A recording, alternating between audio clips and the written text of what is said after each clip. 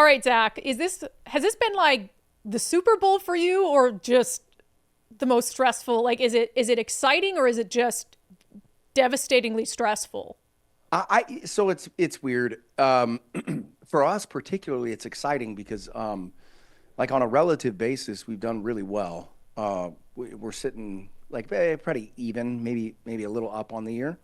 Um, but you still feel like other people are getting hit too. So it's not, you know, I you're never happy other people are losing money, right? Like it doesn't do anything for you. Yeah. But the exciting part of it does, like, I always say like in periods of times like this, you get to um, it's probably like a surgeon almost. It's like there's a really high pressure, surgery that you got to do. You're like, oh, is it stressful? And you're like, yeah, but it's also fun because it asks all of your knowledge and skill, Yeah.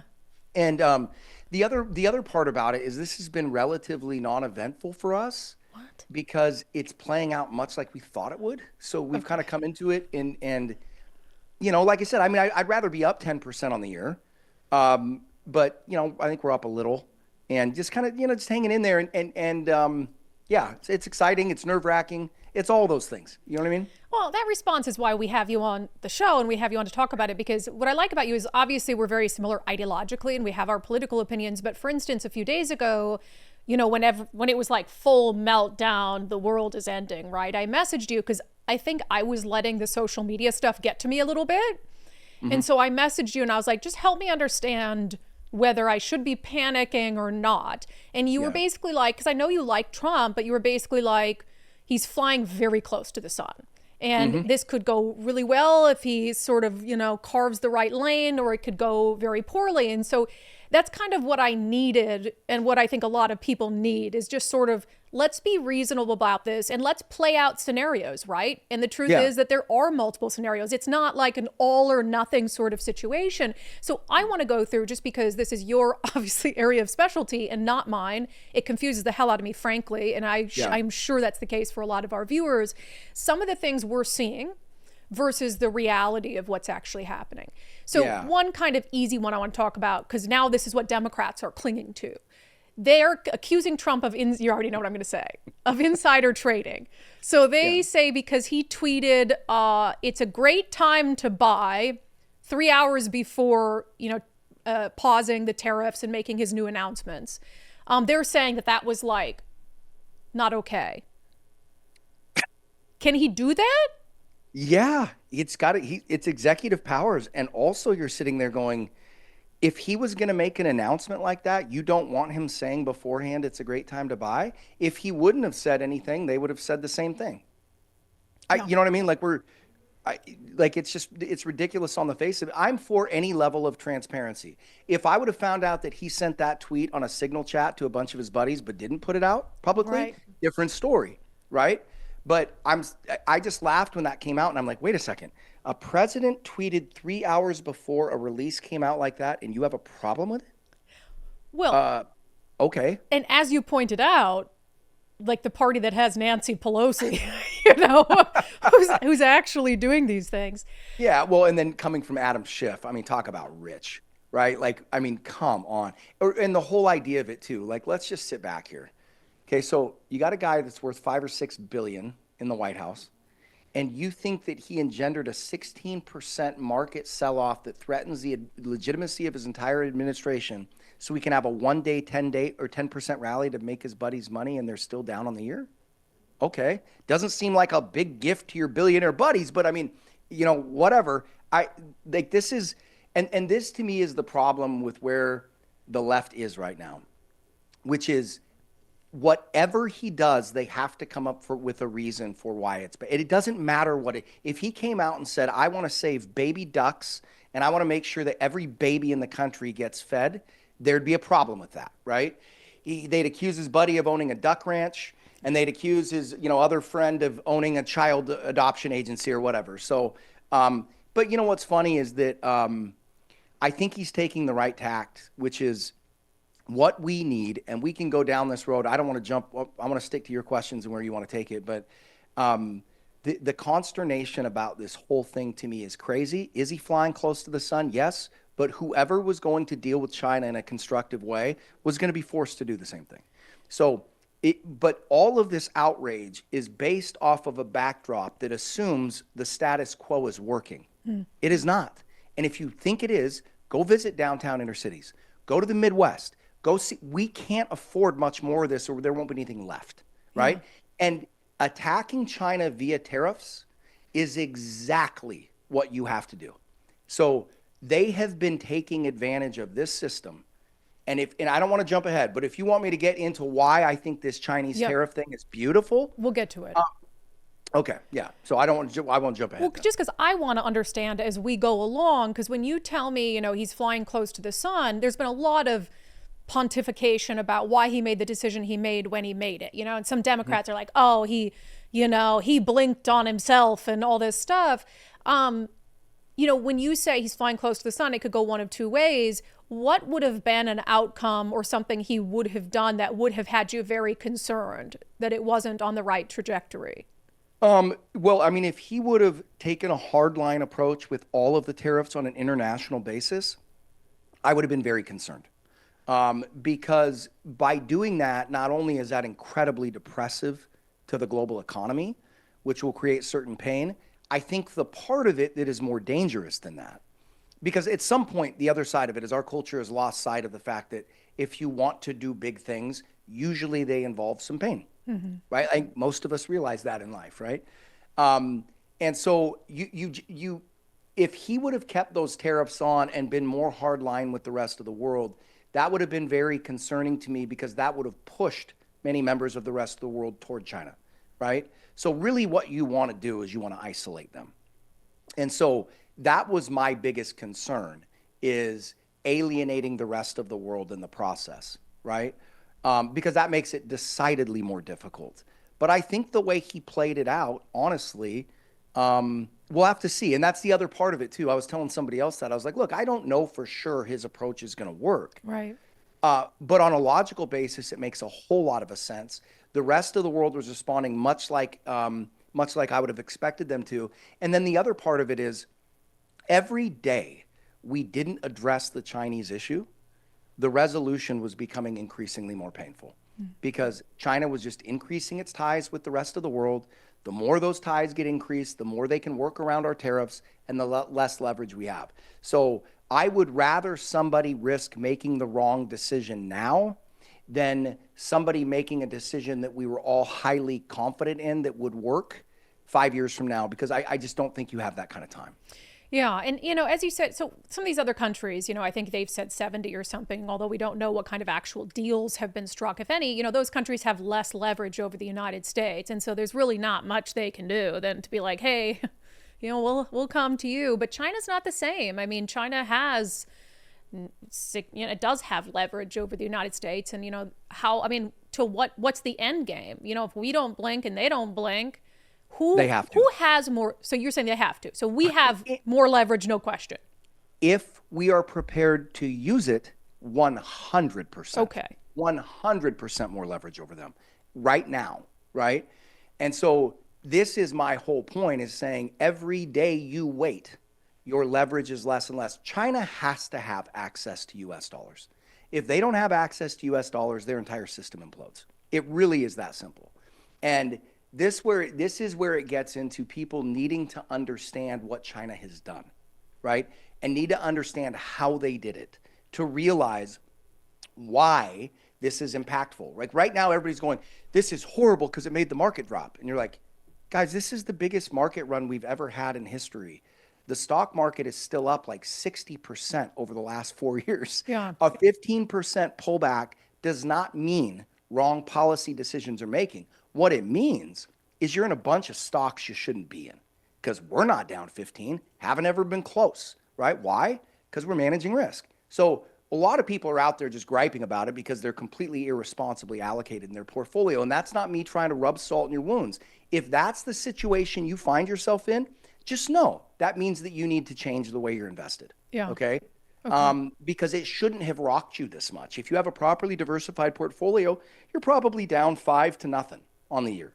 If you're all concentrated up in ridiculously priced U.S. tech stocks, which the vast majority of people are, it's been a really ugly couple weeks, Yeah. you know, but you've had your warning. But to me, the biggest thing is the leverage that we have over China is massive, both on an economic level and both on a military level at this point. And that's why my whole thing is like the quicker we have this confrontation, the higher the percentages are that we come out in a good place. And so, but you have, there's a massive hole, not with just regular folks, but also even in the industry to some extent. Like there's so many people, I hear them talk about this issue and I go, no, A, you're wrong, but B, you don't even understand the issue because you clearly haven't researched it.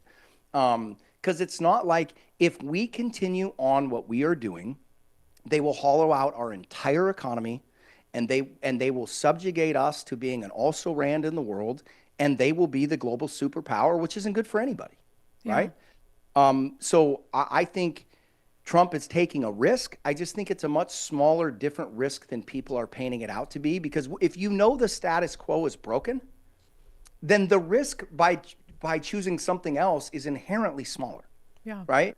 You know, it's like, hey, don't jump out of a window. You might break your leg. But if the house is on fire, a broken leg is probably a pretty good alternative, right? That's a good comparison. So, well, and one of the things I've been trying to tell myself, because I think you and I actually both feel similar about Donald Trump, like wasn't our first and favorite choice, but like, you know, we like a lot of what he's doing, right? So I'm open to it. And that's kind of where not being an expert in these issues, admittedly, which is why we have you, I kind of sit back and I think about the man who's making the decisions and what motivates him. And I just kept coming back to personally in my own head, you know, I think he's got a pretty big ego, right? Like, I don't think anybody denies that. Would a man with an ego like his want to be known and intentionally put himself in a situation like to be the president who devastated the economy, you know? Like, no, right? So especially him.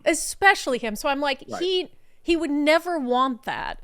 So he's got to, you know, think that this is a good plan and that this is going to work. And that kind of was bringing me back down to earth.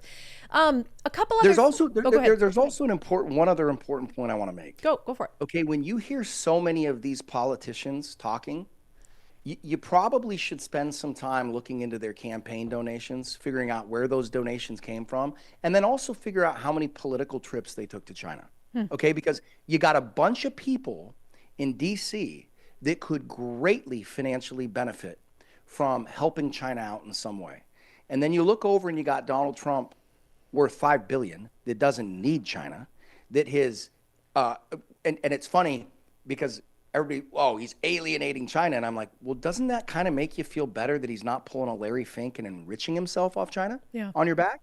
Right? So I look at it, I just think, you know, it shouldn't come to a surprise, but just people have they're so, and this is no surprise, but they're so hung up on Trump that they're just not making any rational analysis, right? Where you're like, if there was going to be one president that we felt safe to say, I've criticized Trump plenty, but if there was one president in the last 40 years, it'd be him and Reagan that I'd feel comfortable taking on China, because I felt the most comfortable that neither one of them would capitulate to enrich themselves, right? If Obama's doing that negotiation, I have zero faith. If Hillary's doing that negotiation, I have zero faith. To some degree, if George W. Bush is doing that negotiation, I have considerably less faith. But I look at a guy like Donald Trump, he doesn't care if he ticks off China and Xi Jinping. And he doesn't need their money. So personally, I feel more comfortable that he's the one carrying the gun in this scenario. And that was part of the issue. A lot of this, I think, for people has been navigating who's full of shit and who isn't, right? Or who's ideologically motivated in their analysis. So you can take off the table entirely basically any Democrat, right? Any Democrat in Congress, remove them from the equation. Their opinion, I can't take seriously. And then, you know, any like left talking head political commentators who have TDS, like take them off the table. But there were still a considerable number of high profile conservative voices who did not approve of what Trump was doing. Ben Shapiro was one of them. And I think Ben is just brilliant. And so he was very, very leery of it. And so then I'm like, okay, that's when I was like, okay, the political motivation isn't there. So why were there so many conservatives who had a hard time seeing what Trump was trying to accomplish? And this has been a source of frustration for me for a very long time. Okay. there are a lot of brilliant pundits out there that the minute the subject of finance comes up, it's like listening to a 3-year-old talk. And Ben Shapiro is 100% in that category. Okay. As smart as he is a joke economically. I mean, I disagree with him all the time, and he's never right. Like, just he doesn't know what he's talking about. Yeah. Ben's coming at it from a free market. Oh, free, and you're like, we don't have free markets, guy. Like, wake up. And maybe spend a little less time in political theory and understand what you're talking about, right? And I have a tremendous respect for his intellect. I think we're better off having him. Nothing against him personally, but listening to him talk about investing in finance hurts. Yeah, and I very vaguely know Ben from radio days. He's always been a super awesome, nice human being to me. But I mean, you're calling balls and strikes on that. And that's why I always say in my conversations with you, like, if I knew as much about all this as you, I wouldn't have you on the show. There would be no need for it, right? And I really need you sometimes to explain this stuff to me like I am 5 years old. And I want to understand it. I just don't live in this space, and I want to make sure that I have some sort of grasp of what's going on. Yeah. So getting to that point I was alluding to earlier, you cannot sit here and look at this. Is what Donald Trump is doing going to be good for the economy in the short run? No. Is what Donald Trump is going to be, is it good for U.S. manufacturing in the next 8 months? No. Is it good for the stock market? No. Okay. The question is it good for the long run? And to answer that question, you need to understand what's gone on in the last 20 years, right? I'm just blanking on the name of the premier for China in the 80s, Deng Xiaoping. Well, I wouldn't be able to help you out. I'm glad Deng Xiaoping, he was a very different character than Xi Jinping. He actually saw the merit in the American system. He wanted to free up markets. He wanted to free up the Chinese economy, and he is very much responsible for China becoming much more of an economic power. When Xi Jinping took over, you had a completely different tone and a completely different approach. Xi Jinping, just go look at the way he dresses. He fashions himself after Mao. He sees that as the glory days of the Chinese, he probably sees the Chinese dynasties of thousands of years ago being more superior, but he really believes that China should be the leader of the free world. And so they actually had a pretty ingenious strategy, right? Which is, the whole strategy was this: we're going to make ourselves a manufacturing base, and we're going to do it with printed money. We're going to print our own money, okay? And then we're going to subsidize our manufacturers to enable them to produce goods at below cost. And then we are going to dump those goods in free market economies, specifically those that are US dollar denominated. So even though we're printing our own money like crazy, which should kill the value of our own currency, because we're paying so little for labor, the flow of dollars coming in will exceed the amount we're printing of yuan.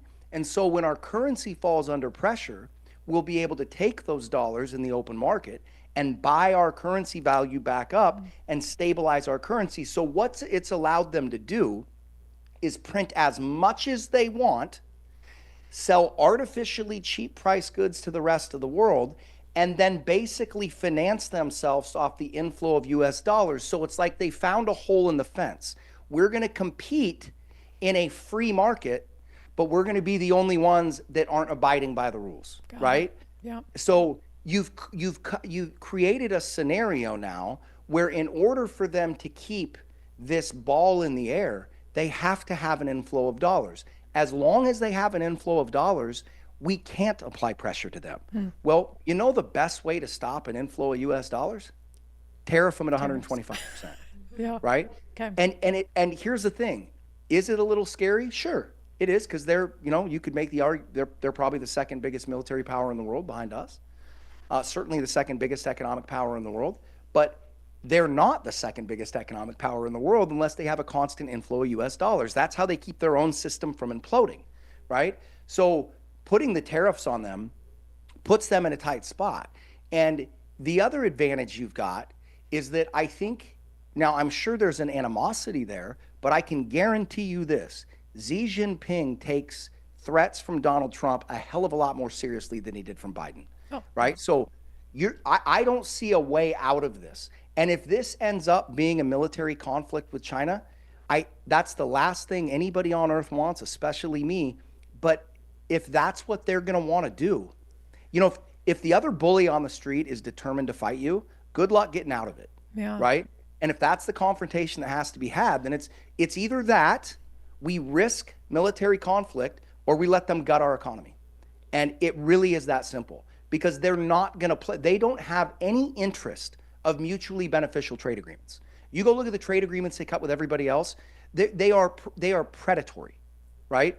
You look at the trade deal we just cut with Ukraine on rare earth metals. Go look at it. We don't make any money on that deal unless they do too, right? It's a mutually beneficial trade agreement, which is the basis of globalization, right? That was everybody, we're defending globalization. They're not playing by those rules. They're playing by so they're just taking advantage of you, right? It's not free trade. It would be like, it would literally be like if we picked one team in the NBA or the NFL that was not subjected to steroid testing. Yeah. Right. And amazingly, they've won 4 championships in a row. They're the new superpower. And you're like, yeah, well, they're on the juice. Yeah. Right. So let's see how they do when they're playing even with everybody else. The other thing that I think this could do, and I think it will eventually, is it'll pressure them into being better neighbors.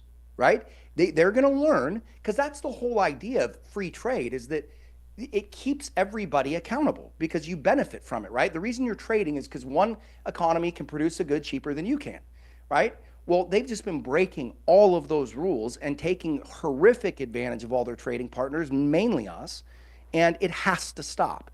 And it has to stop.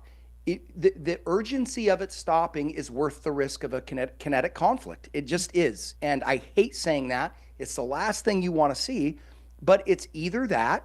Do you have that fight with the bully, or do you give him the house keys and just tell him to take whatever he wants? Well, and then the fight's going to come anyway, right? Yeah. I mean, eventually, and then they'll be more powerful than us, so the fight won't go our way, as you said. So I want to end here with you said something there, and you acknowledged something there that I don't think the Trump administration has done enough to acknowledge. And it might be a kind of tactic, that's fine. And that's the idea that, there are, of course, implications on this for Americans. Like, there's going to be a little bit of pain. We do get a lot of stuff from China, right? And also, I talk about being able to take a sort of more like a deep breath and a measured approach, but I'm 36 years old. I'm a long way from retirement. I have many, many stock market ups and downs to go through. Someone who might be like going into retirement in a month or so, or already there, might be panicking a little bit more. Mm-hmm. So just level set with them what the expectation is, I guess, in the coming months, and what ways Americans might feel this conflict with China. Well, so here's the real danger. If you look at companies, and I see this all the time, and it's a danger because it's worked so well, right? Like, so meaning I see client portfolios all the time that have disproportionate allocations to Apple, to NVIDIA, to Amazon, right? The normal ones. And good companies, we own some of those as well, but we own them in reasonable percentages, and they're part of a diversified portfolio. So I think that a lot of people, if you are panicking, if this is freaking you out, listen. Everybody's like, don't panic. No, don't panic, right? But I always tell people, I go, if you get to the point where you're about to panic, it means one thing, that you have an inappropriate portfolio, okay? Yeah. You have a portfolio that's designed for a level of volatility that you can't stomach. And the danger of that is that will typically cause you to get out at the worst times, right? Meaning you can't take the pain anymore. The other thing is you probably shouldn't, because like you mentioned, is a 40 or 50% pullback in your or my portfolio the end of the world? No. If you're 65, it's a problem, right? Because you're going to be relying on that money now, and you don't have the time to make it up. So like I've been saying for so long, and I don't say this, and if you notice, you'll never hear me say, and that's why you got to call us. We're the only ones that can do it. Yeah. I think that there's several firms out there that can do it, and I know of several. I'm just saying it's not the vast majority. The vast majority is just throwing people into mutual funds and ETFs, and without acknowledging that they are going into a serious change on a geopolitical level, right? And they have a portfolio that is representative of what has worked over the last 15 years, and they're not acknowledging that here's the one thing I can guarantee you. global investing will not look at all like it did over the last 15 years. That game has changed. And you got to change your underlying investment portfolio, right? You need to have a portfolio that's durable. You're going to need to have exposure to precious metals and things that benefit from, it's like our gold stocks. One of the things people were saying is, well, gold stocks, why do you want those? And I'm like, well, other than the fact that we're up 35% year to date in them, they're still incredibly cheap. And guess what's one of the only things that is not subject to any of these global tariffs? Gold. Yeah, guess what's one of the most underpriced and undervalued sectors in the entire marketplace? Gold.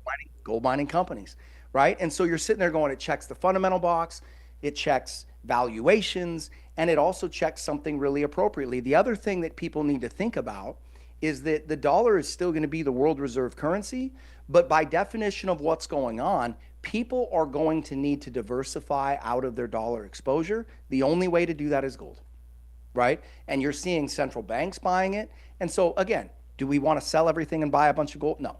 Okay. A diversified, balanced portfolio. But that's the people are like, gold's worthless. Really? Why don't you go look at the performance of gold since 2000? Okay. And I got a really interesting story to tell people. You'll be shocked to know this, but if we look, I think as of now, if I'm wrong, it's very, very close. But as of now, since the year 2000, gold has outperformed the S&P 500. In the last 20 years? Yeah, it's going back to the year 2000. Wow.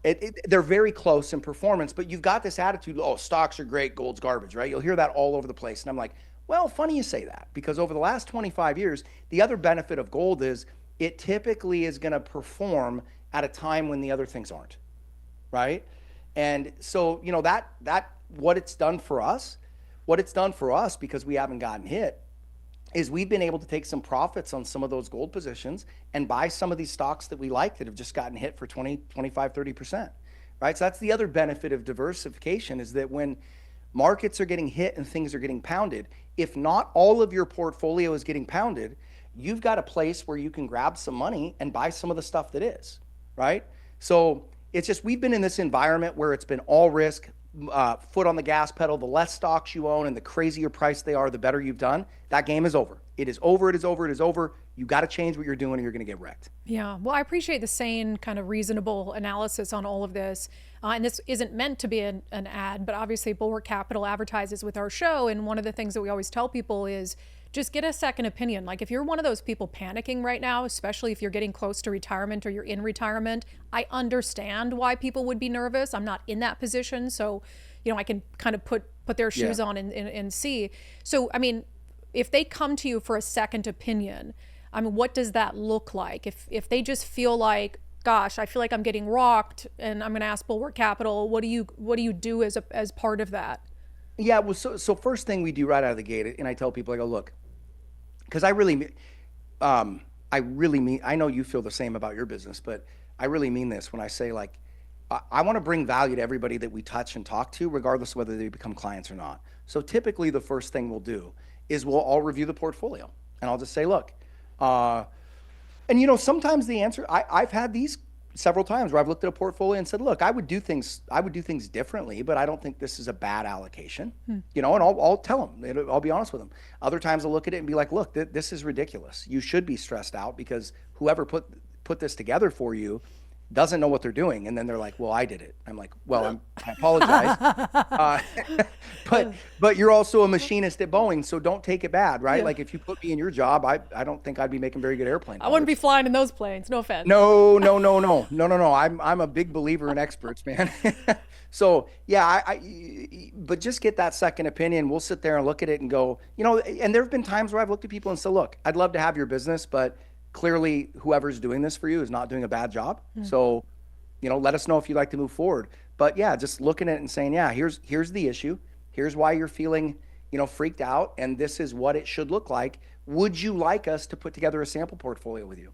And, I'd say probably 70, 80% of the time they say yes. And then we schedule that. And then we do the side-by-side comp and say, okay, this is why we do what we do here. Look at the performance of this compared to yours, right? And I think this is going to be a portfolio you're much more comfortable with. And so just do the side-by-side comparison. And yeah, if all about delivering value and helping people out. Well, and it gives you peace of mind, right? If you're panicked, if understandably so, it gives you a little peace of mind that, hey, okay, maybe I'm not in such a bad place. So, all right, Zach Abraham, Bulwark Capital, we appreciate it. We'll see you in a couple days on Doge Watch. Sounds good. Thank you so much.